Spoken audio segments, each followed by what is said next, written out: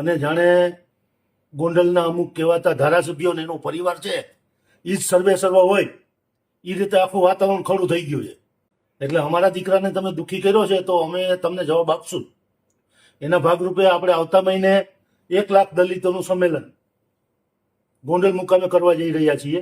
અલ્પેશ કથિરિયાને આવ્યા હતા ત્યારે જે તમે કાચ ફોડવાના નાટક કર્યા હતા એવા તમે કરજો. તમે તમારા બાપના પેટના હોવ તો તમે કરજો.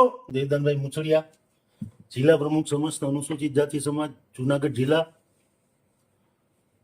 આપણે સૌ જાણીએ છીએ તે પ્રમાણે ગોંડલનું હમણાં વાતાવરણ ખૂબ ગરમ છે અને આપણા રાજુભાઈના દીકરાનું અપહરણ થયા પછી ગોંડલમાં જાણે કે સિઝન એવી હોય એ ટાઈપનું વાતાવરણ છે.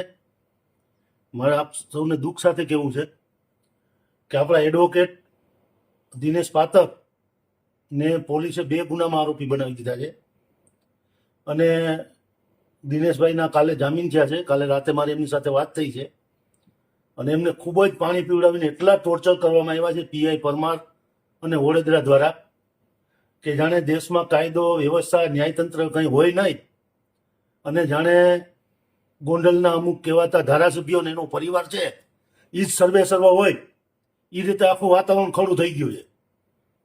એટલે અમારા દીકરાને તમે દુઃખી કર્યો છે તો અમે તમને જવાબ આપશું. એના ભાગરૂપે આપણે આવતા મહિને 1 લાખ દલિતોનું સંમેલન ગોંડલ મુકામે કરવા જઈ રહ્યા છીએ. આપણે આગલા એપિસોડમાં 50,000 ગયા હતા, હવે આ વખતે 1 લાખ લોકો લઈને જવાના છે. આ 15 દિવસનો હું મારો પ્રવાસ નક્કી કરું છું. આખા સૌરાષ્ટ્રના તમામ આગેવાનો સાથે મિટિંગ કરી સૌરાષ્ટ્રના તમામ જિલ્લાઓની મુલાકાત લઈ અને આપણે જૂન મહિનામાં તારીખ ડિક્લેર કરશું અને 1 લાખ દલિતોનું બાઇક રેલી સાથેનું સંમેલન ગોંડલમાં કરશું. એની છાતી ઉપર ચડીને કરીશું. અને તમે જ્યારે અલ્પેશ કથિરિયાને આવ્યા હતા ત્યારે જે તમે કાચ ફોડવાના નાટક કર્યા હતા એવા તમે કરજો. તમે તમારા બાપના પેટના હોવ તો તમે કરજો. હું તમને ચેલેન્જ આપું છું કે તમે કરજો નાટક. હવે અમે આવતે મહિને દિનેશ પાતરને ન્યાય નહીં મળે. દિનેશ પાતરને જે લોકોએ ટોર્ચર કર્યા છે, જે પોલીસ અધિકારીઓએ, એ અધિકારીઓની સામે ગુના દાખલ નહીં થાય ત્યાં સુધી અમારી લડાઈ ચાલુ રહેશે. તમારી લડાઈ જયરાજસિંહની છે, તમારી લડાઈ પાટીદાર સમાજની છે, તમારી લડાઈ તમારી સુધી રાખો. તમે તમારી લડાઈને અમારા સમાજ સુધી ના પહોંચાડો. અમે કાંઈ બંગડીયું નથી બની. એટલે હવે અમે આવીએ છીએ આવતા મહિને અને હું ગૃહમંત્રીને સીએમ સાહેબને મળવા જવાનો છું અને આ રજૂઆત કરવાનો છું સમાજના આગેવાન તરીકે કે આ કેટલા અંશે યોગ્ય છે. આ થોડું કઈ બિહાર છે, ગુજરાત છે ભાઈ, અને કાયદાઓમાં ન્યાય માગવાનો દરેકને અધિકાર છે. એટલે અમારા દિનેશ પાતરને હવે પોલીસ વિચારીને અટક કરે કોઈ પણ ગુનામાં. અને રાજકોટ રૂરલની પોલીસને 2 હાથ જોડીને કહું છું કે મર્યાદામાં રહ્યો, મર્યાદાની બહાર ના જાઓ. બાકી દેશમાં સુપ્રીમ છે, હાઈકોર્ટ છે, અને અહીંયા પછી કોઈ છે ને વાયરાડો કપાહીઓ મૂકવા આવતું નથી. જેથી તમારી ઉપર આવશે ને તેથી બધા ઊંચા હાથ કરી દે.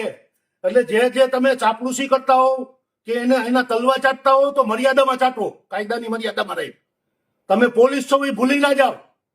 તમે એક બંધનથી બંધાયેલા છો એ ભૂલી ના જાઓ. કાયદાની મર્યાદા તમે ભૂલી ના જાઓ. બાકી તમને તમારો જયરાજસિંહ કે તમારો ગણેશ ક્યાંય બચાવવા નહીં આવે. કાયદો જ્યારે શસ્ત્રો ઉગામશે ને ત્યારે ઘેર બેહવાનો વારો આવશે. એટલે પોલીસ અધિકારીઓને 2 હાથ જોડીને વિનંતી કરું છું કે તમારી મર્યાદા મળ્યો. અને ખાસ કરીને પરમારને વડોદરાને બેયને કહું છું તમારી મર્યાદા મળ્યો. એટલે હવે આવતા મહિને જૂન મહિનામાં આપણે દલિતોનું 1 લાખ દલિતોનું સંમેલન ગોંડલમાં કરવા જઈ રહ્યા છીએ. અને હવે જેનામાં તાકાત હોય અમને રોકી બતાવે. જય ભીમ, નમો બુદ્ધાય.